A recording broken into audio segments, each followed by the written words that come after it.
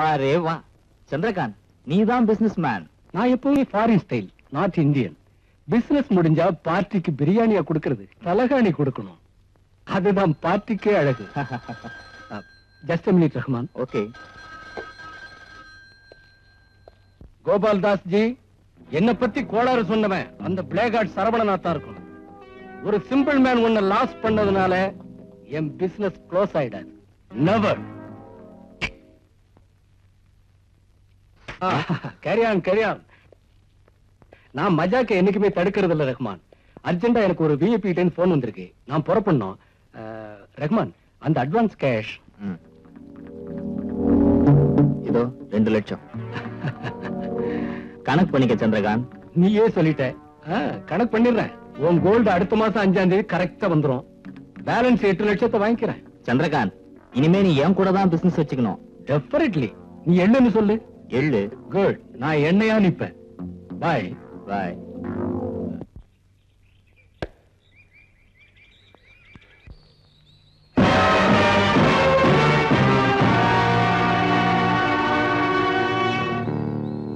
இன்ட்ரெஸ்டிங்கா விளையாடிட்டு இருக்கும்போது குறுக்க வந்து தடுத்தா அது தப்பு இல்ல? நடக்கிறவன் கால்ல பந்தடிச்சா தவறு இல்ல? உன் கால் அடிக்கலையே. Really? No doubt about it. இது பாரு, டாக்டர் ஜார்ஜ் ஒரு பெரிய மென்டல் எக்ஸ்பர்ட் இருக்காரு. ஒன்ன மாதிரி பைத்தியக்காரன் எல்லாம் ரொம்ப சீக்கிரம் கியூர் பண்ணிடுவாரு. போய் அவர் நர்சிங் ஹோம்ல படுத்துக்க. எப்படி இந்த ஐடியா? Very good. நான் போறேன். வெறி போகணும்னா போய்தான் ஆகணும். போகலாம், பட் அது காஸ்ட்லி வைத்தியமாச்சே. நான் பழைய பிச்சைக்காரன், பிளாட்ஃபார்ம். எங்க அப்பா அம்மா என்ன பெத்து போட்டாங்களே தவிர நீயே பழிச்சுக்கிடான்னு மேல போயிட்டாங்க. நாணயமா உழைச்சேன், நாணயம் சேரல. அந்த லைஃப் உனக்கே தெரியும். அப்புறம் சிம்பிளா ஒருத்தனை அடிச்சு பார்த்தேன், சில்லற வந்தது.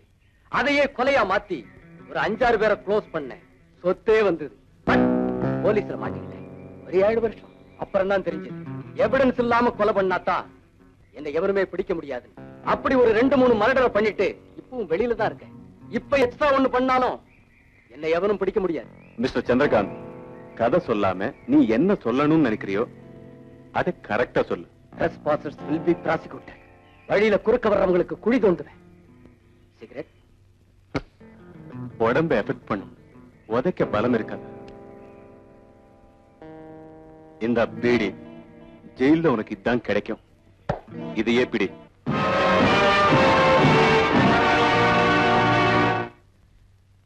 அம்மா மோகனம்பா, உண்டா இருக்கிறியா?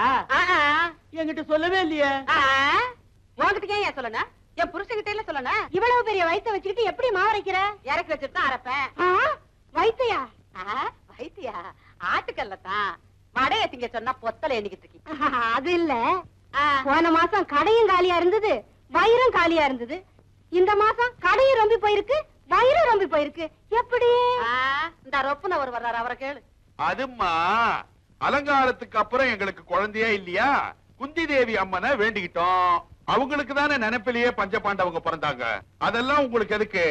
சாப்பிட்டுட்டு கல்லா கட்டிட்டு இடத்த காலி பண்ணுங்க. வந்துட்டீங்க ஹோட்டலுக்கு, நல்லா வந்துட்டீங்க ஹோட்டலுக்கு. மண்ணெண்ணெய் வாங்க கூட எங்க ஆத்தா என்ன கடைக்கு அனுப்பாது. என் தலை எழுத்து. பந்துல இருந்து சாராயத்தை ஊத்த வேண்டியது இருக்கு. அடியே அடி அடி பல்ல கட்டுவேன். பந்து அடிக்கிற எடி எடி எடி. பந்து விளையாடுறியா? பந்து அடிச்சன்னா இங்க வந்து வேடிக்கை பார்க்காதுன்னு சொல்லிருக்கல உன்ன. முன்கடைய மூடியாச்சு, பின்கடைய திறக்க வேண்டியதுதான். நல்லா திறந்த. நான் பிறந்த பிறப்புக்கு உன்னை கட்டிக்கிட்டு அல்லாடுறேன். பழனியில எங்க ஆத்தா சந்தனம் விக்குது, நான் இங்க சாராயம் விக்கிறேன். என்னடி ரொம்ப அலட்டிக்கிற? மதுரை வீரன் சாமி கூட தான் சாராயத்தையும் சுருட்டையும் வச்சு படைக்கிறாங்க. இதுவும் ஒரு புண்ணியம் தான். சாராயம் விக்கிறது புண்ணியம். நீ என்ன செய்வ? நீ பாட்டுக்கு இந்த மாதிரி இழுச்சுக்கிட்டு இங்க உட்காந்துரு. நான் விளையாடுற பந்தையெல்லாம் பயத்துல கட்டிக்கிட்டு போறவன் வர்றவெல்லாம் உண்டா இருக்கியா உண்டா இருக்கியான்னு கேட்க, எங்க எக்கு தப்பா பந்து கீழே விழுந்துருமோன்னு அடி வயித்த புடிச்சுக்கிட்டே நடக்க, போலீஸ்காரங்களை கண்டுட்டா என்னமோ இடுப்பு வலிக்காரி மாதிரி கீழே உட்கார்ந்துக்கிட்டு. அட கம்பெனி, இங்க வரவன் போறவனுக்கெல்லாம் நாய்க்கு சொல்லு வடிற மாதிரி வடிது, அதெல்லாம் நான் தொடச்சு விடுறேன். அது என் விதி. கண்ணு என்ன நான் என்ன சொல்றேன், இதெல்லாம் வித்து ஒரு 4 காசு சேரட்டும், லொடுக்குன்னு பட்டத்துக்கு ஜம்ப் ஆயிடலாம். இந்தாங்க உங்க அசலும் வட்டியும். சுத்தமா கணக்கு தீர்ந்து போச்சு. நான் என்ன சொல்ல வரேன்னா, சொல்லுங்க. பில்டிங்க கட்டி முடிக்கிறதுக்கு மொத்தம் எவ்வளவு பணம் தேவைன்னு சொல்லிட்டீங்கன்னா ஒரே லாட்டா கொடுத்துடுறேன். தேங்க்ஸ். எப்போ தேவையோ அப்போ வாங்கிக்கிறேன். அவசியம் ஏற்பட்டா தான் கடன் வாங்கணும். அதான் என் பிரின்சிபல். அப்போ நான் வரேன். கொஞ்சம் இறங்கி தம்பி, ஒரு ரகசிய பிசினஸ். என் வீட்டுல வெள்ளி பாத்திரம் அது இதுன்னு டன்னு கணக்குல தேரும். வெளிநாட்டுல வெள்ளிக்கு ஏகப்பட்ட கிராஞ்சாம்ல சொன்னாங்க. தன்னை நம்பி ஒப்படைச்சிட்டான். 50 லட்சம் 60 லட்சம் சம்பாதிக்கலாம்னு ஒரு நல்ல சிநேகக்கார தம்பி சொல்லிச்சு. ஒரு கமிஷன் தனக்கு தந்தா போதுமா? கருப்பு கண்ணாடி உயரமான ஆளு சந்திரகாந்த் சொன்னானா? என்ன விவரம் தம்பி?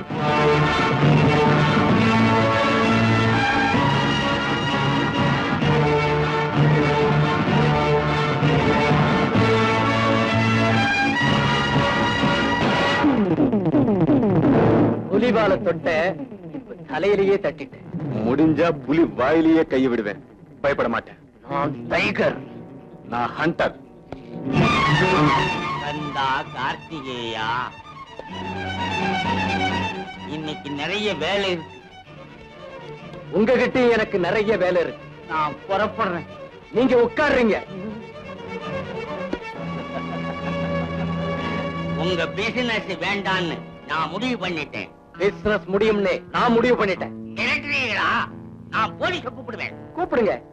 அதுக்கு முன்னால உங்க திருவிளையாடல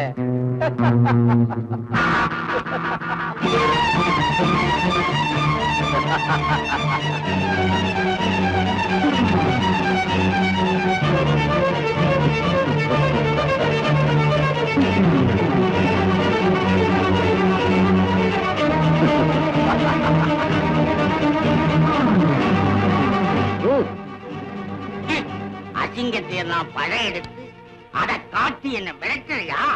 நீ எல்லாம் நல்லா இருப்பேன். ரொம்ப பேர் பெரிய மனுஷனா வெளியில நடந்துகிட்டு சின்ன மனுஷனா உள்ள நடக்கிறான்.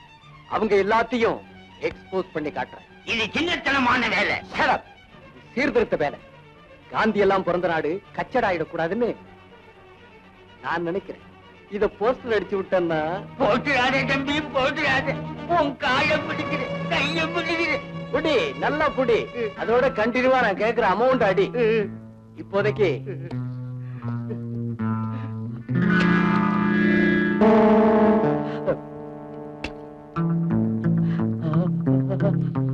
இது அட்வான்ஸ்.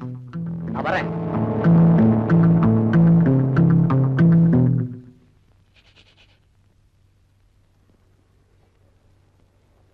Thank you sir. ஏய் மணி, வாக்கண்ணா. என்னடா புது பள்ளிக்கூடம் தெருவுல. நீ வேற ஸ்கூல்ல சேர்ந்தேன்னு நினைச்சேன்டா. நீ என்னடா தெருவுக்கு வந்துட்ட? முன்ன எங்க அண்ணன் அன்னைக்கு குழந்தை இல்ல, என்ன பிரியமா வளர்த்தாங்க, படிக்க வச்சாங்க. இப்ப அவங்களுக்கு குழந்தை பிறந்துச்சே. குழந்தை தன் பிள்ளைய கவனிப்பாங்களா, தம்பியை கவனிப்பாங்களா? என்ன இருந்தாலும் அண்ணன் உன்னை கவனிக்க மாட்டாராடா. எப்படிடா? அவருக்கு அண்ணிதான் பெருசு, அப்புறம் குழந்தை பெருசு, அதுக்கு பிறகு தம்பி எங்க தெருவுல. ஓ, உன் பூட்ஸ்க்கு பாலிஷ் போடுறேன், எனக்கு ஏதாவது குடுறா. நீ என் ஃப்ரெண்டு, என் காலை தொடக்கூடாது. இந்தா நான் வரேன். பாய். என்னம்மா சாரதா கிட்ட பாட்டி கதை? நான் பாட்டியாக போற கதைப்பா. என்னம்மா பெருசா? இப்பதானே கொஞ்சம் மாசமாவது. நீ பேசுவ. அவளால உனக்கு ஆபீஸ் வேலையும் குறைஞ்சது, வீட்டு வேலையும் குறைஞ்சது. எனக்கு தான் கவலை. என்ன கவலை? இந்த குடும்பத்துல பிறக்கிற முதல் பேர ராஜா மாதிரி அமைச்சு பிறக்கணும். என் கண்டிஷனை சொல்லிட்டேன். இனிமே அடுப்படி வேலை என் வேலை, ஆபீஸ் வேலை உன் வேலை. நல்லா தூங்குறது இவ வேலை.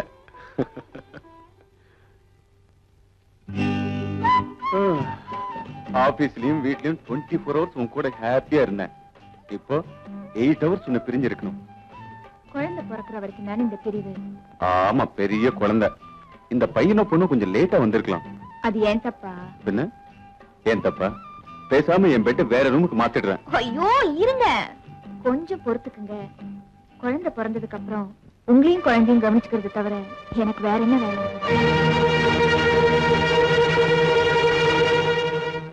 முன்ன எங்க அண்ணன் அன்னைக்கு குழந்தை இல்ல, என்ன பிரியமா வளர்த்தாங்க, படிக்க வச்சாங்க. இப்ப அவங்களுக்கு குழந்தை பிறந்துச்சே. உங்களையும் குழந்தையும் கவனிச்சுக்கிறது தவிர எனக்கு வேற என்ன வேலை?